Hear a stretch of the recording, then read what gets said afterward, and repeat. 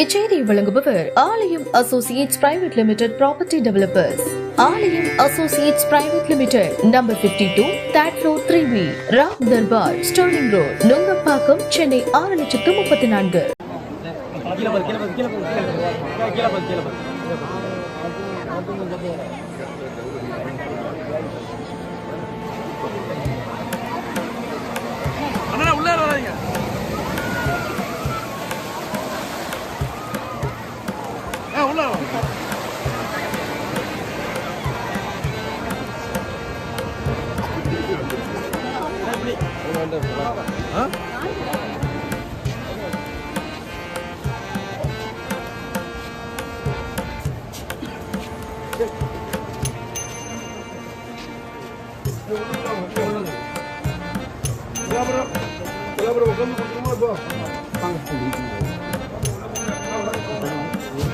வேற ரூம்ல போவாங்க.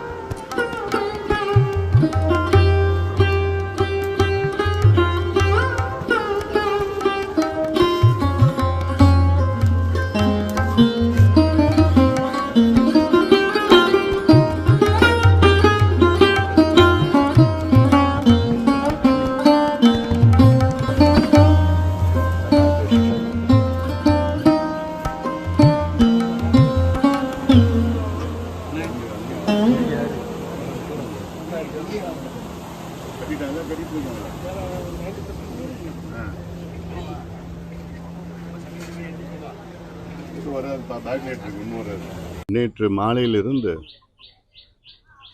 தமிழக அரசின் PRO சில பொய்யான தரவுகளை தயார் செய்து தமிழ்நாட்டில் உள்ள அனைத்து ஊடகங்களுக்கு அனுப்பி வைத்து இந்த செய்தி அவசியம் நீங்கள் போட வேண்டும் என்று வற்புறுத்திய பிறகு இன்று காலை பல செய்தித்தாள்களில் வன்னியர்களுக்கு கல்வியிலும் வேலைவாய்ப்பிலும் 10.5 விழுக்காடுக்கு மேல் வந்திருக்கிறது என்று பல ஊடகங்களில் பொய்யான செய்திகளை வெளியிட்டிருக்கின்றார்கள். இதை நாங்கள் வன்மையாக கண்டிக்கின்றோம். இது ஒரு அரசாங்கம் செய்வது என்பது எங்களால் ஏற்றுக்கொள்ள முடியவில்லை. இது ஏதோ ஒரு அரசியல் கட்சி செய்தால் இது வேறு. தமிழக அரசு இது செய்து கொண்டிருக்கிறது என்று பார்த்தால் இது என்னை பொறுத்த வரைக்கும் இது ஒரு மோசடி, இது ஒரு கோழைத்தனம். It is pure cowardice of the chief minister and the DMK government. இந்த தரவுகளில் சில தரவுகள் 3 ஆண்டுகள் கணக்கெடுத்திருக்கின்றார்கள், சில தரவுகள் 10 ஆண்டுகள் எடுத்திருக்கின்றார்கள். அதில் முக்கியமானது TNPSC group A group B தரவுகளே கிடையாது. குரூப் C குரூப் D, அதில் அதிகமாக குரூப் D. இதில் சில தரவுகள் 3 ஆண்டுகளில் வன்னியர்களுக்கு 10 விழுக்காடு கிடைத்திருக்கிறது. அதில் சில தரவுகள் என்ன, கான்ஸ்டபிள் கிளர்க் வேலை, இதுல 10% கிடைச்சிருக்குது. ஆனா இதுல குரூப் ஏல எவ்வளோன்னு இதுவரைக்கும் வெளியில சொல்லல, குரூப் பில ஒன்னும் சொல்லல. அப்போ அவளுக்கு வேண்டுமென்று இந்த சமுதாயத்தை இழிவுபடுத்த வேண்டும். அது மட்டுமல்ல, MBC உள்ள சமுதாயங்களுக்கு மத்தியில குழப்பங்கள் வர வேண்டும் என்று ஸ்டாலின் அவர்களும் திமுகவும் திட்டமிட்டிருக்கின்றார்கள். இது எவ்வளவு பெரிய ஒரு மோசடி பாருங்க. எங்களுடைய நோக்கம் 20% MBCக்கு எல்லாத்துக்கும் வரணும், வேலை கிடைக்கணும், கல்வி கிடைக்கணும். அதுக்காக தான் நாங்க போராடணும், நாங்க பாடுபட்டோம், நாங்க உயிர் இழந்தோம், நாங்க ஜெயிலுக்கு போனோம். இன்னும் வழக்கு எங்க மேல இருக்கு. எல்லாத்துக்கும் நியாயம் கிடைக்கணும், எல்லாத்துக்கும் நீதி கிடைக்கணும். ஆனா ஒரு பொய்யான செய்திகளை வேண்டுமென்றே பரப்பி கொண்டிருக்கின்றார். இன்னொன்னு, 4 நாட்களுக்கு முன்புதான் தமிழக அரசு தமிழ்நாட்டினுடைய பிற்படுத்தப்பட்ட ஆணையம் பேக்வர்ட் கிளாஸ் கமிஷனுக்கு இன்னும் ஓராண்டு காலத்தை நீடித்து கொடுத்திருக்கிறது, எக்ஸ்டென்ஷன் கொடுத்திருக்கிறார்கள். என்ன எதுக்கு கொடுத்திருக்காங்க தெரியுமா? எக்ஸ்டென்ஷன் தரவுகள் சேகரிக்கிறது. எதுக்கு தரவுகள்? வன்னியர்களுக்கு உள்ஒதுக்கீடு எவ்வளவு கொடுக்கலாம் என்று தரவுகள் சேகரிக்க ஓராண்டு காலம் எக்ஸ்டென்ஷன் கொடுத்திருக்கிறது தமிழக அரசு 4 நாட்களுக்கு முன்பு. இந்த 4 நாட்களுக்கு பிறகு இவ்வளவு தரவுகள் வெளியிட்டு கொண்டிருக்கின்றார்கள். அதுவும் கோழைத்தனமா. ஏன் நீங்க நியாயமா வெளியிடுங்களேன். யார் மூலயமோ போட்டு, யாரோ RTI வச்சு பண்ண மாதிரியும் இப்படி எல்லாம் சொல்லி இது செய்யறதுலாம் நிச்சயமா நியாயம் கிடையாது. இந்த சமுதாயம், வன்னியர் சமுதாயம் கூலி தொழிலாளர் சமுதாயம், ரோடு போடுற சமுதாயம், அதிகமா மது குடிக்கிற சமுதாயம், கல்வி இல்லாத சமுதாயம், வேலை இல்லாத ஒரு சமுதாயம். அந்த கண்ணோட்டத்துல முதலமைச்சருக்கு பார்க்க தெரியல. கலைஞரா இருந்ததுன்னா நிச்சயமா பார்த்திருப்பார். ஆனா இவருக்கு அது தெரியல. சமூக நீதினா என்னன்னு தெரியல. தமிழ்நாட்டில் மிகப்பெரிய ஒரு சமுதாயம் வன்னியர் சமுதாயம்னா இது பின்தங்கி இருக்கிறது, பாதாளத்தில் இருக்கிறதுனா அந்த சமுதாயத்தை எப்படி முன்னேற்றலாம், எப்படி கல்வி கொடுக்கலாம், எப்படி வேலை கொடுத்தாதான் தமிழ்நாடு முன்னேறும். அந்த கண்ணோட்டம் கூட முதலமைச்சருக்கு இல்லை. முழுமையிலையும் ஏதோ ஒரு அரசியலா பார்த்துட்டு இருக்கிறார். இது நிச்சயமா சரியான போக்கு கிடையாது. ஒரு முதலமைச்சருக்கு அழகு கிடையாது. அதுவும் கட்சி செய்தா பரவாயில்ல, ஏதோ இப்படி குழப்பம் பண்ணா பரவாயில்ல. அரசாங்கம் ஒரு குழப்பம் பண்ணத்துல எனக்கு புரியல. MBC 20 விழுக்காடு, MBCல 115 சமுதாயங்கள் இருக்கிறது. இந்த 115 சமுதாயங்களில் 114 சமுதாயம் 6.7 விழுக்காடு மக்கள் தொகையில் கணக்கு. மீதி இருக்கிற ஒரு சமுதாயம், அதாவது 115இல் 114 சமுதாயங்கள் ஒட்டுமொத்தமா சேர்த்தா தமிழ்நாட்டின் மக்கள் தொகையில் 6.7 விழுக்காடு. அதில் ஒரு சமுதாயம், அந்நிய சமுதாயம் மட்டும் பாத்தீங்கன்னா 14 விழுக்காடு. ஒரு சமுதாயம் 14 விழுக்காடு, மீதி இருக்கிற 114 சமுதாயங்கள் 6.7 விழுக்காடு. இது தரவுகள், இது ஜஸ்டிஸ் ஜனார்தனம் கொடுத்த தரவுகள். இதை வைத்துத்தான் ஜஸ்டிஸ் ஜனார்தனம் கொடுத்த தரவுகள் வைத்துத்தான் அருந்ததியர் உள்ஒதுக்கீடு கொடுத்தது, இஸ்லாமியர்கள் உள்ஒதுக்கீடு கொடுத்தது. அதற்கு முன்பு அம்பாசங்கர் தரவுகள் வைத்துதான் 20 விழுக்காடு எம்பிசி உருவாக்குனது. அந்த தரவுகள் அடிப்படையில் தான் நான் சொல்கின்றேன் என்று. 14 விழுக்காடு ஒரு சமுதாயம் இருக்கிறது, ஆனா 10 விழுக்காடு வாங்கிட்டாங்க, 10 விழுக்காடு வாங்கிட்டாங்க, 10 வாங்கிட்டாங்கன்னு ஒரு பொய்யான செய்தியை திருப்பி திருப்பி சொல்றதெல்லாம் இது அரசுக்கு நல்லது கிடையாது, ஸ்டாலின் அவர்களுக்கு நல்லது கிடையாது. சமூக நீதி பேசுறதுக்கு இது ஒரு கீழ்த்தனமான நடவடிக்கையை நான் பார்க்கிறேன், கீழ்த்தனமான நடவடிக்கை நான் பார்க்கிறேன். கடந்த 30 ஆண்டு காலமாக எந்தெந்த சமுதாயத்திற்கு என்ன வேலை கிடைச்சது, என்ன படிப்பு கிடைச்சது, அந்த ஒரு வெள்ளை அறிக்கை விடுங்க. எதுக்கு குழப்பம்? இதுல யார் யாருக்கு எவ்வளவு வேலை கிடைச்சதுன்னு உங்ககிட்ட இருக்கும், நிச்சயமா இருக்கு. அதை வச்சுதானே நீங்க வெளியில தரவுகள், உங்களுக்கு வேண்டிய தரவுகள் வெளியிடுறீங்க. 115 சமுதாயத்துல எந்தெந்த சமுதாயத்துக்கு என்ன வேலை கிடைச்சது, என்ன படிப்பு கிடைச்சது, எத்தனை பேர் எம்பிபிஎஸ் கிடைச்சது, எத்தனை பேர் சட்டம் கிடைச்சது, எத்தனை பேருக்கு டென்டல் கிடைச்சது, வெளியிடுங்க. அதுதான் எங்களுடைய கோரிக்கை. நாங்க இதுக்காக கோர்ட்டுக்கு கூட நாங்க போயிருக்கிறோம்.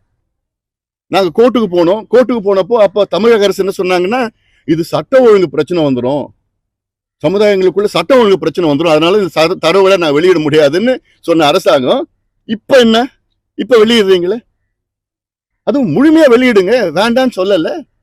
இந்த விவகாரத்துல பாமக அடுத்த நிலைப்பாடு நிச்சயமா இருக்கும். அது நாங்க எங்களுக்குள்ள பேசி நாங்க, ஏன்னா இது ஒரு மோசடியா நான் பாக்குறேன். நாங்க கேட்கறது என்ன, தமிழ்நாட்டுல இன்னைக்கு 69 விழுக்காடு இடஒதுக்கீடு ஆபத்து வந்திருக்கு. உச்சநீதிமன்றத்துல இந்த வழக்கு இருக்கு. என்னைக்கு வேணாலும் உச்சநீதிமன்ற நீதிபதிகள் இந்த வழக்கு எடுத்தாங்கன்னா, தமிழ்நாட்டுல தரவுகள் இல்ல, ஜாதிவாரி கணக்கெடுப்பு நடத்தல அப்படின்னு சொல்லிட்டு ஒட்டுமொத்தமான 69 விழுக்காடு இடஒதுக்கீடு ரத்து பண்ண வாய்ப்பு இருக்கு, நிச்சயமா வாய்ப்பு இருக்கு. அப்படி ஒரு கட்டத்துல ரத்தாச்சுன்னா அதுக்கப்புறம் நடக்கிறது வேற. அடுத்த நிமிடம் திமுக அரசு கவுழும், அடுத்த நிமிடம் பதவியில இருந்து ஓடி போயிடணும். அதெல்லாம் சாதாரண பிரச்சனை இல்ல. அதெல்லாம் அதுதான் நான் தொடர்ந்து சொல்லிட்டு வரேன். நான் எடுங்க, கணக்கெடுப்பு நடத்துங்க. பீகார்ல நடத்தினாங்களே, பீகார்ல அதிகாரம் இருக்குது இல்லைன்னு எப்படி சொல்ல முடியும் நீங்க? பீகார்ல அதிகாரம் இருக்கு, எடுத்தாங்க. பீகார்லுடைய உயர் நீதிமன்றம் அதை ஏத்துக்கிட்டாங்க, இந்தியாவுடைய உச்ச நீதிமன்றமும் அதை ஏத்துக்கிட்டாங்க, அந்த கணக்கெடுப்பு எடுத்துக்கிட்டாங்க. ஆந்திராவில் எடுத்துட்டாங்க, தெலுங்கானாவில் எடுத்துருக்காங்க, கர்நாடகாவில் எடுத்து முடிச்சுட்டாங்க, ஒரிசால எடுத்துட்டு இருக்காங்க, ஜார்க்கண்ட்ல எடுத்துட்டு இருக்காங்க. அப்போ இவ்வளவு மாநிலங்கள்ல அவங்களுக்கு என்ன அதிகாரம் இல்லையா? என்ன இருக்கு, உங்களுக்கும் அதிகாரம் இருக்கு. இந்தியன் ஸ்டாட்டிஸ்டிக்கல் ஆக்ட் 2008 படி பஞ்சாயத்து தலைவருக்கு அதிகாரம் இருக்கு, முதலமைச்சருக்கு இருக்காதா என்ன? அந்த அதிகாரத்தை பயன்படுத்தி இந்த கணக்கெடுப்பெல்லாம் நடத்தி எந்தெந்த சமுதாயத்துக்கு கிடைக்கலையோ, 30, 40, 50 ஆண்டுகள் எந்தெந்த சமுதாயத்துக்கு வேலை வாய்ப்பு இல்லையோ, எந்தெந்த சமுதாயத்துக்கு கல்வி இல்லையோ, அந்த சமுதாயத்திற்குள்ள இந்த கணக்கெடுப்பு நடத்தி அவங்களுக்கு கொடுக்கணும். அதுதான் சமூக நீதி, அதுதான் எங்களுடைய நோக்கமே. இது ஏதோ வன்னியர் பிரச்சனை, இது ஏதோ ஒரு தாழ்த்தப்பட்ட பிரச்சனை, பட்டியலின் பிரச்சனை கிடையாது. இது சமூக நீதி பிரச்சனை. அமைச்சருக்கு இது முதல்ல புரிஞ்சுக்கணும். இது இது பிற்காலத்துல அவங்களுக்கு தான் இது பாதகமா வரும்னு. பிற்காலம்னா ரொம்ப காலம் கிடையாது, 18 மாசத்துல தேர்தல் வருது. தேர்தல் நேரத்துல தெரியும் அவங்களுக்கு. நெருப்புல கை வச்சிருக்கிறாங்க, அக்னி சுட்டுடும். இல்ல இப்போ ஒண்ணு, தமிழ்நாட்டுக்கு கடந்த ஆண்டு இப்போ வந்தது, இப்போ இந்த மாவட்டத்துல தான் கடந்த ஆண்டு மிகப்பெரிய ஒரு வெள்ளம் வரலாறு காணாத வெள்ளம் வந்தது. காயல்பட்டினத்துல ஒரே நாள்ல 925 மில்லிமீட்டர் மழை பெஞ்சது, கடுமையான வெள்ளம். அப்பயும் நானும் பார்த்தேன், வெள்ளத்தை பார்த்தேன். அப்போ கோரிக்கை வைத்தோம். உடனடியாக மத்திய அரசு முதல் கட்டமாக 2000 கோடி கொடுக்கணும், அதன் பிறகு கிட்டத்தட்ட 13,000 கோடி கொடுக்கணும் எங்களுடைய கோரிக்கை வைத்தோம். இன்னைக்கும் நாங்கள் அது நியாயமான கோரிக்கை தான் வச்சிருந்து தமிழக அரசும் கேட்டுச்சு. மத்திய அரசு அந்த காலகட்டத்தில் வந்து நாங்கள் வந்து 900 கோடி கொடுத்துருக்குறோம். அது 450 கோடி 450 கோடி அது வந்து டிசாஸ்டர் ப்ரிப்பேர்னஸ் கொடுத்துருக்கு. ஆண்டுதோறும் கொடுக்குற பணத்தை தான் கொடுத்துருக்குறாங்க. அது இன்னும் கொஞ்சம் கொடுக்கணும்னு நாங்கள் கோரிக்கை வச்சிருக்கிறோம். மத்திய அரசு வந்து பாரபட்சம் இல்லாமல் பணியாற்ற வேண்டும். இது போன்ற ஒரு பேரிடர் வந்த நேரத்தில் வந்து நிச்சயமாக கொடுக்கணும், பணம் கொடுக்கணும். ஆனால் அதே வேளையில் எல்லாமே மத்திய அரசு கொடுக்கணும்னு எதிர்பார்க்க கூடாது. மாநில அரசு, தமிழ்நாடு அரசு வந்து இந்த ஆண்டு 4 லட்சம் கோடி ரூபாய்க்கு பட்ஜெட்டை போட்டிருக்காங்க. 4,12,000 கோடி ரூபாய்க்கு பட்ஜெட்டை போடுற தமிழக அரசு அதுல ஒரு 2,000 கோடி ஒதுக்க முடியாதா? பேரிடருக்கு முன்னெச்சரிக்கை நடவடிக்கை எடுக்க முடியாதா? அப்ப எதுக்கு நீங்க பட்ஜெட்டை போடுறீங்க? நீங்களும் உங்க பட்ஜெட்ல ஒரு ஒதுக்கீடு செய்யணும். ஏதோ பிரச்சனை, ஏதோ காலநிலை மாற்றம், பருவநிலை மாற்றம்னு அது எல்லாருக்கும் தெரிஞ்சதுதான். இப்போ இது நடந்துட்டு இருக்கு, இன்னும் மோசமா வரப்போகுது. அப்ப அடுத்த கட்டம் நிச்சயமா இதோட பெரிய வெள்ளம் வரும், இதோட பெரிய வறட்சி வரப்போகுது, குடிநீர் பிரச்சனை வரப்போகுது, எல்லாமே இருக்கு. அப்போ என்ன செய்யணும்னா முன்னெச்சரிக்கை நடவடிக்கைகளுக்காக, திட்டங்களுக்காக ஒண்ணு, இது போன்ற பேரிடர்களுக்காக தனி நிதி ஒதுக்கீடு செய்யணும். அதான் நல்ல நிர்வாகம். வீட்டம்மா வர சொன்னாங்க, கூப்பிட்டாங்க, நான் வந்தேன். நான் முருகனை பார்த்தேன். எல்லாரும் உங்களுக்கு எல்லாத்தையும் சேர்த்து தான் நான் வேண்டிக்கிட்டேன். ஒருவேளை பாஜக கூட தமிழகத்துல பெரிய கட்சியா நீங்க தான் இருக்கீங்க, அதனால எல்லாம் நான் இப்போ அதுக்கு முன்பு நான் திருப்பதி போயிருக்கிறேன், பழனி போயிருக்கிறேன், நான் எல்லா கோயிலுக்கு போயிட்டு இருக்கிறேன், கேரளாவில் போயிருக்கேன், அனைத்து கோயிலுக்கு போயிருக்கிறேன். அதெல்லாம் நீங்களே சொல்ற செய்தி, அதெல்லாம் எனக்கு அப்படி என்னன்னு கூட தெரியல. எனக்கு முருகன் வந்து என்னை கூப்பிட்டாரு, நான் வந்தேன், அவ்வளவுதான். உள்ளாட்சி தேர்தலுக்கான வேண்டுதல் எப்படி இருக்கு? உள்ளாட்சி அதாவது திடீரென்று அறிவிக்க கூடாது, ஒரு கால அவகாசம் கொடுக்கணும். ஏன்னா உள்ளாட்சி தேர்தல் பொதுவா 2 நாளுக்கு முன்பு அறிவித்து 2 நாளுக்கு பிறகு நாமினேஷன் சொல்லுவாங்க. அது வந்து அது போன்ற இதெல்லாம் இருக்கக்கூடாது. அது வந்து முறையா அறிவிக்கணும். அது நாங்க அது தயார் நிலையில இருக்கிறோம், பாட்டாளி கட்சி தயார் நிலையில இருக்கிறது.